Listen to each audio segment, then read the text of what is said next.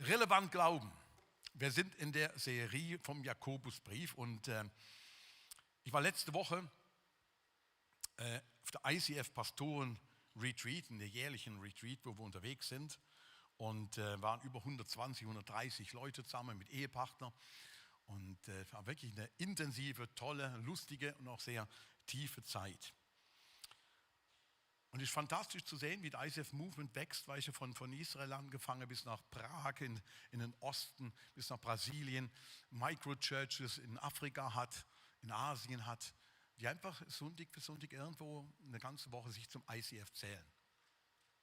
Wir hatten tolle Gespräche, wirklich, und tolle persönliche Zeiten, in denen wir uns intensiv mit dem Thema geistliche Gesundheit auseinandergesetzt haben. Ich komme nachher noch darauf. Es war ein Overall-Thema, geistlich gesund als Pastor, als Partner, Partnerin, als Kirche. Was heißt das denn, geistlich gesund unterwegs zu sein? Und wir haben viele Gespräche darüber gehabt und interessant, in vielen Gesprächen habe ich immer wieder mitbekommen, hey, zunehmend, fast in allen Kirchen, werden manche Debatten intensiver und kontroverser geführt.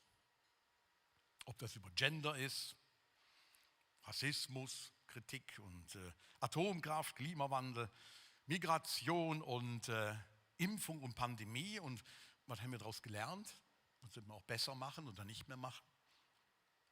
Und immer häufiger, und da sind mir sehr viele drumherum bestätigt, begegnen einem quasi religiöse Tendenzen, wo man sagt, look, so ist es, das ist der wahre Anspruch, so muss es gedeutet werden und so muss man in Zukunft unterwegs sein.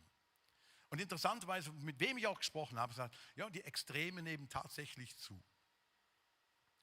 Links wie rechts. Und irgendwo ist Kirche mittendrin und versucht, so einen Weg da drin zu wählen, entweder laut oder leise, irgendwie eine Position, eine Stimme zu wählen. Und da kommen zum Teil Themen rauf, die sind sehr, sehr spannungsvoll.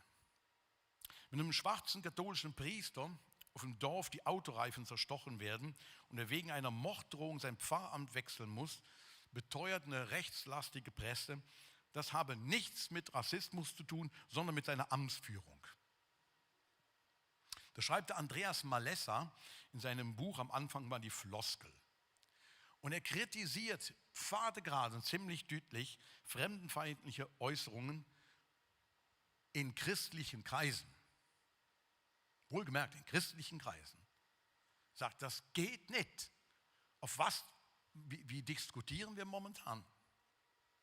Auf der anderen Seite in der Zeitschrift Zeitzeichen, könnt ihr mal nachschauen, zeitzeichen.de, glaube ich, Jan Feddersen, er hat die Bewegung von diesem Antirassismus-Aktivistin, bezeichnet er quasi als Priester, neue Priesterkaste in unserer Gesellschaft, denen es mit der Identitätspolitik an sich nur noch um Macht geht. Nur um Macht. Und die Schuld, schreibt er, mit der alle Weißen als rassistisch gelten, erinnert ihn an die christliche Erbsünde.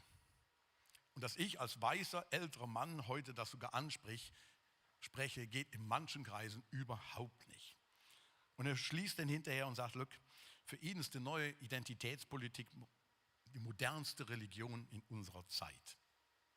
Das sind nur zwei Beispiele, wo ich letzte Woche da und dort immer wieder gehört habe, wo zum Teil heiß diskutiert und kontrovers besprochen werde. Und wenn man jetzt noch Geschlechtergerechtigkeit hinzunimmt, und ich merke schon, einigen wird es unwohl, wenn man das Thema auch noch dabei nimmt, ja, dann hast du wirklich Dampf in der Hütte, Feuer unterm Dach. Man könnte sich dann abarbeiten an den Themen.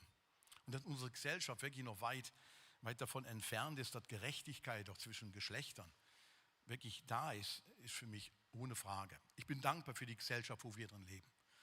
Wo eine wirklich viel gerechtere Gesellschaft auch zwischen Männern und Frauen ist, als in anderen Kulturen und anderen Ländern ist. Aber dass das Gleiche ist in unserer Gesellschaft, das stelle ich wirklich auch in Frage. Frauen werden in manchen Bereichen immer noch schlechter bezahlt. Immer noch schlechter bezahlt. Und sind Frauen, vornehmlich junge Frauen, die Opfer werden von Gewalt und Sexismus. Und sind Frauen, die offensichtlich auch in unserer Gesellschaft immer noch schlechter medizinisch betreut werden. Ich bin dankbar für die medizinische Betreuung. Nicht, dass mir einer falsch versteht, wir haben eine tolle medizinische Versorgung, wir können nur dankbar dafür sein. Aber Frauen sind schlechter gestellt. Und das hängt unter anderem mit Studien zusammen, die Medikamentenstudien, die meistens nur für Männer ausgelegt sind und gar nicht für Frauen gemacht sind. Aber das ist nur ein Teil von dem. Leute, wir als Nachfolger Jesu, wenn du dich als solche bezeichnet heute, hier und wenn du Gast bist und denkst, hey, ich weiß überhaupt nicht, was hat das denn mit mir zu tun, mit dem Glauben, aber wenn du dich als Nachfolger Jesu heute hier sitzt, bezeichnest, dann ist Gerechtigkeitsliebe auch in unseren Familien und Gemeinden, Unternehmen, in der Gesellschaft, das sollten wir fördern, wo immer es möglich ist. Das müsste selbstverständlich sein, dass wir dafür bekannt sind, dass wir das fördern. Und auch die Gleichbehandlung von Männern und Frauen, von Schwulen, Lesben, Transgender-Leute. Wir sollten die Menschen gleich behandeln. Ich habe vor kurzem ein längeres Gespräch gehabt mit 2 Personen, die gesagt haben, sie würden gerne mal mit mir reden über das ganze große Thema Transgender. Und was ich denn denke und meine und fühle und warum und wieso und weshalb,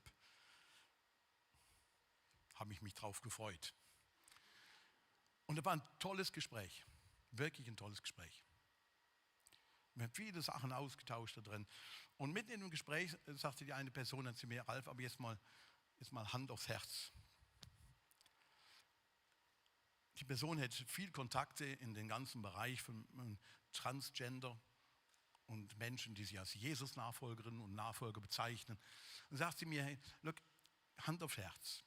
Haben die Menschen im ICF Basel, hätten die einen Platz? Würdet ihr für die Platz machen? Das ganze Gespräch ist doch zugespitzt gewesen irgendwie. Hey, macht ihr Platz für die? Ich habe 2 Sekunden überlegen müssen und dann habe ich gesagt, look, ich glaube auf jeden Fall. Es gibt für mich keinen Grund zu sagen, dass die Menschen hier keinen Platz haben sollten. Das Reich Gottes heißt alle willkommen. Das Reich Gottes macht Platz für jeden. Für die Sünder und neben dir sitzt gerade einer.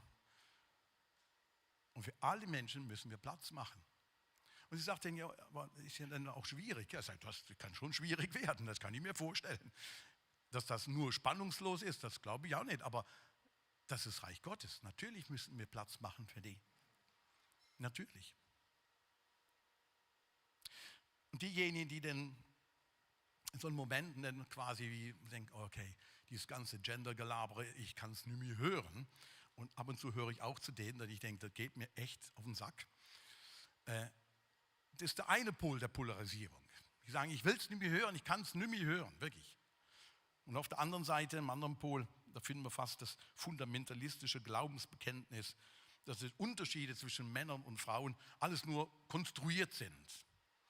Es gibt gar keine Unterschiede, alles nur Konstrukt. So als ob es keine Unterschiede geben würde bei Hormonen oder Chromosomen und Entwicklung im Hirn. Als würde es das überhaupt nicht geben. Als wäre jegliche Bipolarität, das müsste man beiseite schieben. Das ist der andere Seite Pol, wo laut ist und ziemlich deutlich sagt, das ist alles nur Konstrukt. Überleg dir, was du sein möchtest und dann bist es, Punkt. Und das sind wie 2 Riesenpole, wo hart aufeinander losgehen und mit den abstrusesten Forderungen dann manchmal auch unterwegs sind. Und man darf sich wirklich fragen, ob es sinnvoll ist, den Duden dafür zu kritisieren, weil er wohl Brasilianerinnen kennt, aber keine Deutschinnen. Schweizerinnen gibt es. Ja, kann man wirklich fragen, ob das sinnvoll ist. Schau, bei all den Debatten und auch im Movement, wo ich da mit Leuten darüber geredet habe, bei all den Debatten merkt man ab und zu dann, dem einen oder anderen wird es dann wie zu viel und sagt, was wächst da für eine Generation heran? Was wächst da für eine Generation heran? Für ein Wahnsinn. Das ist ja verrückt. Die Leute wollen weniger arbeiten, dafür aber mehr Geld verdienen. Und jeder ist irgendwo ein Sonderfall und muss auch besonders behandelt werden. Und irgendwie spinnen doch alle. Habt ihr schon mehrmals gehört. Was wächst da heran?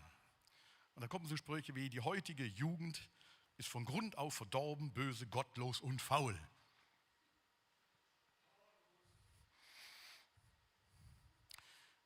So lautet eine Inschrift von der babylonischen Tontafel vor 1000 Jahren, vor Christus. 1000 Jahre vor Christus. Gefunden, eine babylonische, ich habe es nicht gefunden, aber babylonische Tontafel, ja. Die Jugend von heute ist grundauf und down. Weil ich damit deutlich machen will, Leute, die Diskussion, ob die Generation jetzt verrückt ist oder was wächst da heran, was kommt da auf uns zu, das ist eine alte Diskussion, die immer wieder kommt. Zu allen Jahrzehnten, Jahrhunderten, Jahrtausenden. Schaut mal auf eine nächste Generation und findet immer, die haben sie nicht alle. Die sind vollkommen Malle. Und zu jeder Zeit sind wir wirklich gefragt, relevant zu glauben. Was heißt das? Willkommen im Jakobusbrief Teil 2. Jakobus Kapitel 1. Wenn es jemandem von euch an Weisheit mangelt, zu entscheiden, was in einer bestimmten Angelegenheit zu tun ist, soll er Gott darum bitten und Gott wird sie ihm geben. Ihr wisst doch, dass er niemandem sein Unvermögen vorwirft und dass er jeden reich beschenkt.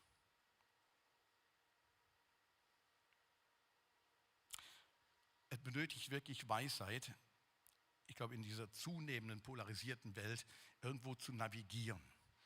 Wie reagieren wir nun? Ich habe letzte Woche dieses Bild gezeigt, wie reagieren wir auf diese Anfeindungen und aus dem scheinbar anderen Lager. Letzte Woche war unsere Wand ja hier vorne so eine Parole drauf. Scheiß Heiligenschein, lasst unsere Körper sein. Was machst du damit? Wenn es so schön angeschrieben ist, ich kann das nächste Bild mal zeigen, da kann man es noch mehr sehen. Ja, klar, dann kommt das Basel-Städtische Bauamt und malt das wieder drüber, damit es wieder schön aussieht, außer unsere Tür, die sieht immer noch so aus. Wir sollten sie schwarz malen. Das ist vielleicht einfacher. Oder im Vorfeld von einem Marsch zum Leben in Zürich letzte Woche, 16.09., wo My Body, My Choice war. My Body, My Choice, 16.09. Oerlikon Fundisboxen oder Foodiesboxen. Schon kreativ, ne? Foodiesboxen. Fundisboxen, Leute, sieht so ein Dialog aus. Ganz im Ernst, sieht so ein Ringen nach Lösung in extrem wichtigen Fragen aus. Sieht so Toleranz aus. Ich habe mich lange damit auseinandergesetzt. Aber es sieht so das aus. Ist das jetzt, wie wir es machen wollen? Im Endeffekt kommen wir hauen ja einen in die Fresse. So, Punkt. Dann haben wir das Problem gelöst. Und ich sage das auf dem Hintergrund von, look, in Deutschland, wenn du in Deutschland ein Ei aus dem Vogelnest rausnimmst von einem stark geschützten Vogel, zum Beispiel wie der Singschwan oder Kiebitz oder Moorente, und die Gesetze gibt es in Deutschland, warum? Weil irgendwelche Honks, weiß ich, so ein Ei aus einem Nest rausnehmen und irgendwie Nester zerstören. Vollkommen bekloppt. Aber wenn du das machst von so einem stark bedrohten, geschützten Tierart, von solchen Vögeln, dann steht da eine Strafe drauf von bis zu 50.000 Euro. Fängt an bei 15 bis 50. In der Schweiz ein bisschen weniger. Das ist mal eine Hausnummer. 50.000. Bis zu 50.000. Die Zerstörung von einem behinderten oder auch nicht behinderten Menschen im Mutterleib wird hingegen von der Krankenkasse übernommen.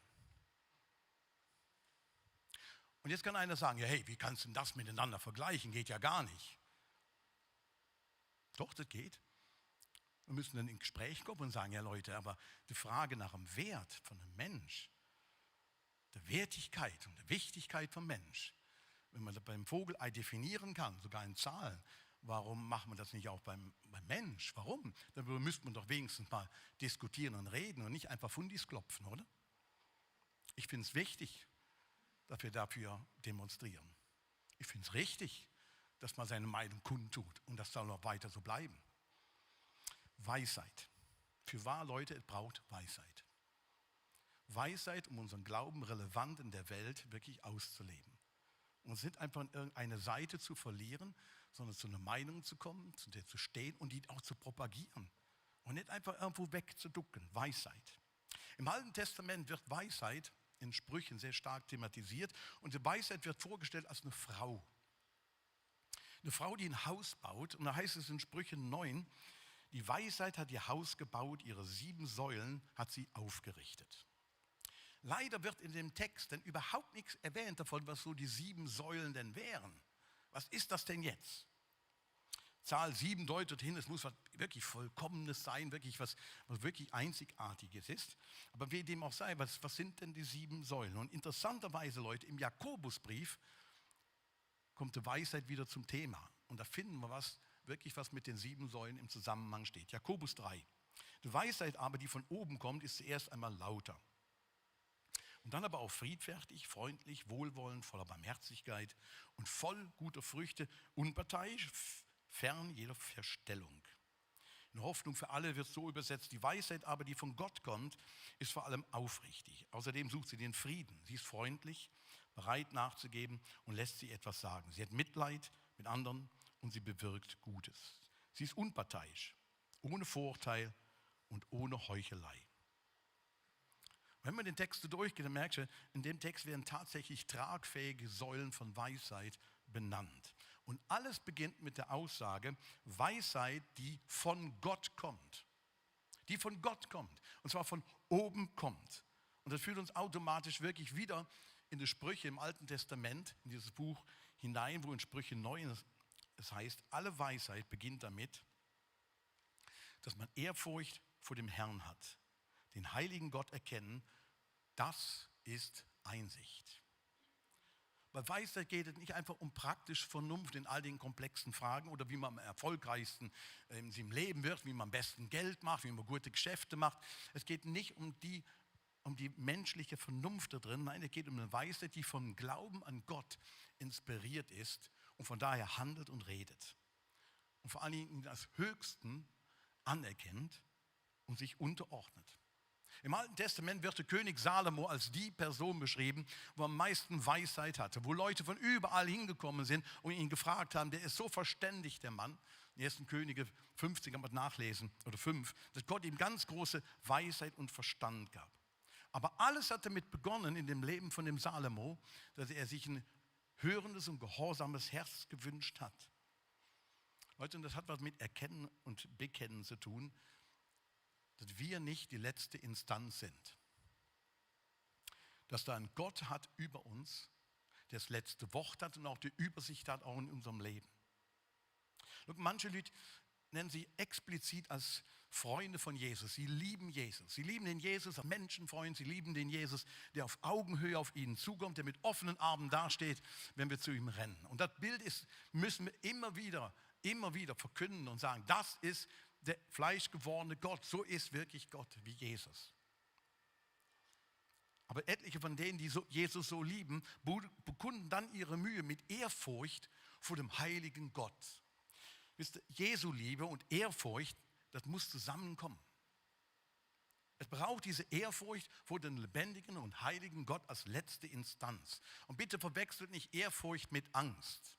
Das hat nichts mit dem zu tun. Der Paulus sagte den Römer ausdrücklich, die Liebe Gottes des Vaters zu den Menschen als seinen Kindern vertreibt eben alle Angst.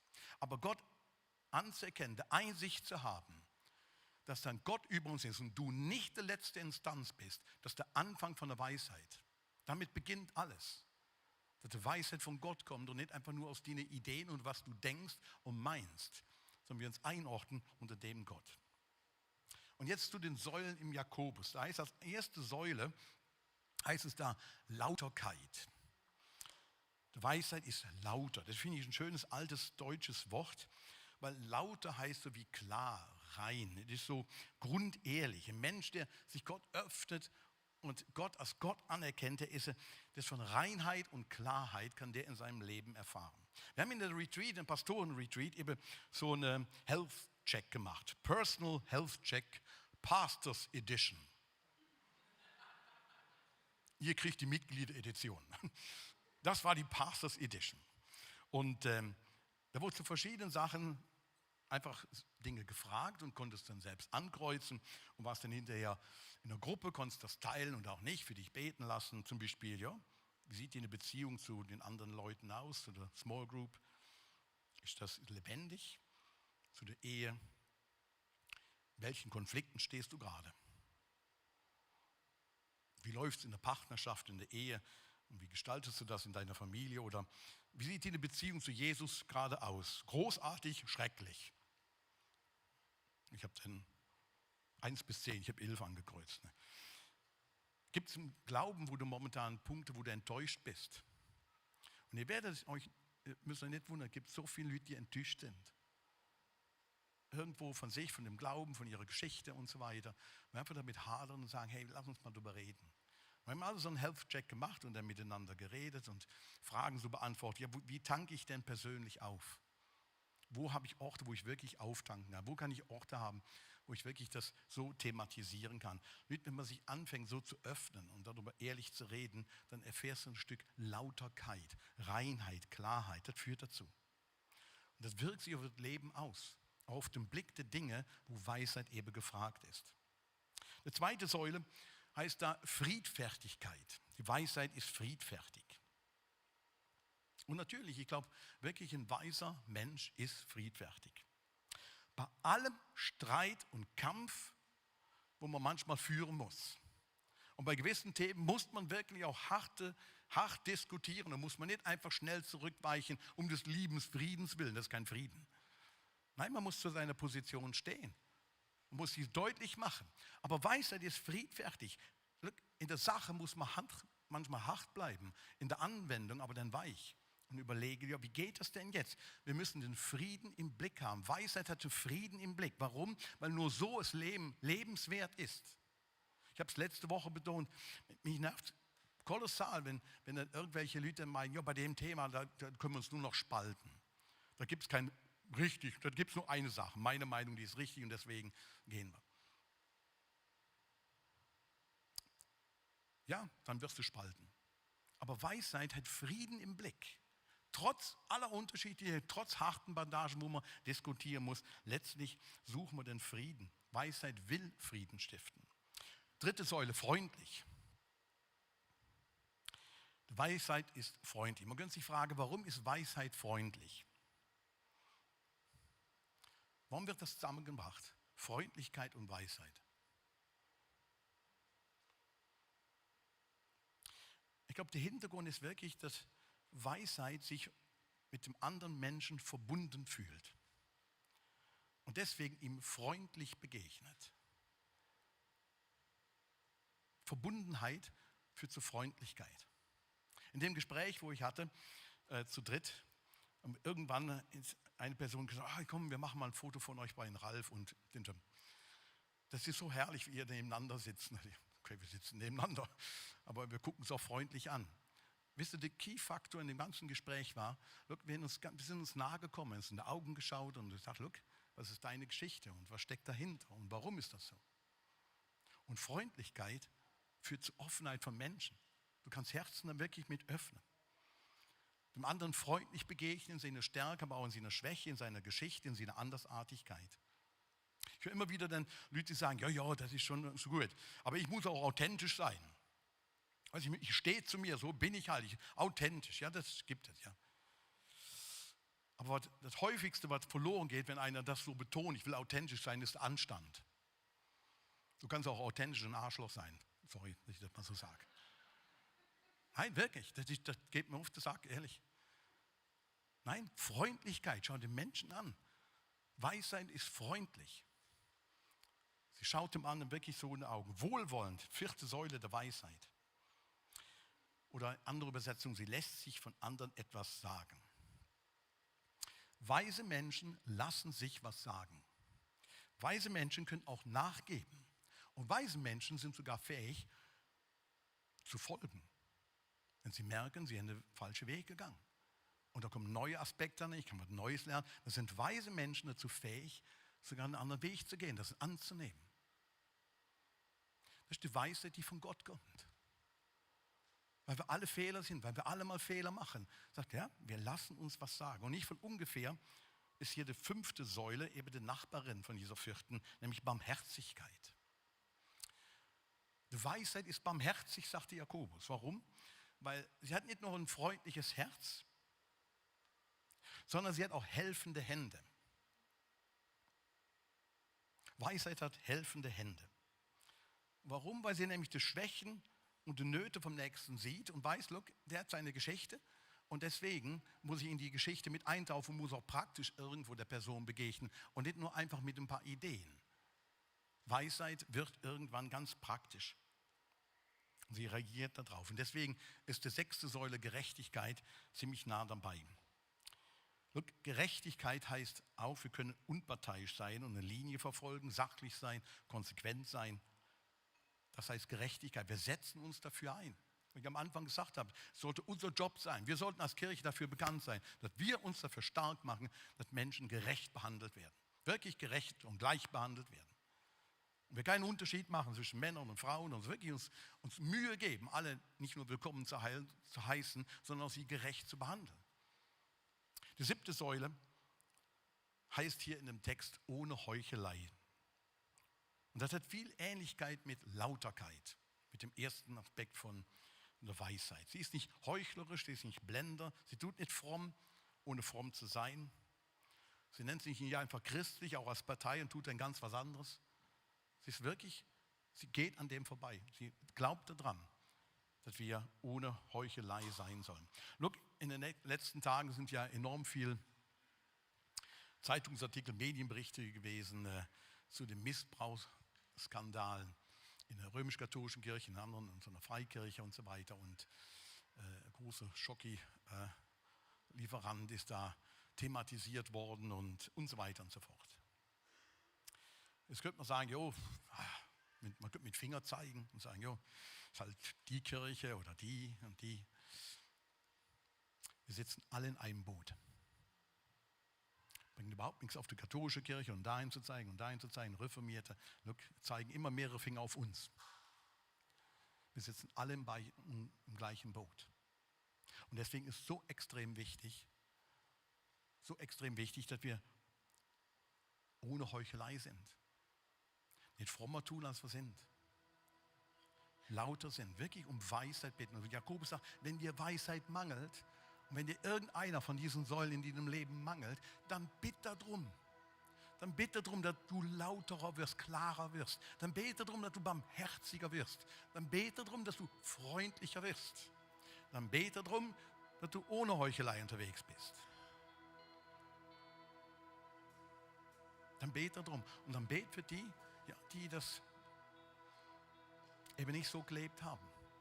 Es ist so entscheidend wichtig, Leute, dass wir in der Zeit, wo wir drin sind, wirklich Weisheit haben, zu handeln, zu reden, Position zu beziehen, Menschen zu verbinden und für Gott gerade zu stehen. Mir mangelt immer wieder Weisheit, wirklich. Ich mache das zu mir im Gebet, sage Gott, ich brauche Weisheit für den neuen Tag. Da kommt wieder ein Gespräch, da will wieder einer über dies und jenes reden und du weißt, das sind so viele Tretmieten, da kannst du nur verlieren dabei. Gott, ich brauche Weisheit da drin. Und da und dort erlebe ich wirklich so von einer Weisheit, die von oben kommt, die anders ist und wirklich Menschenherzen öffnet und merkst, da ist Gott drin. Und ich glaube, wir als Kirche können einen wirklichen Unterschied machen. Wenn wir in der Zeit, wo wir drin leben, und wir haben nur die Zeit, uns weise verhalten. Deswegen bet für eine dieser Säulen. Bete drum. Und Gott wird es dir geben. Er wird dir in den nächsten Wochen Situationen schicken, wo du das erleben kannst. Darf ich euch bitten, aufzustehen und ich bete noch mit uns.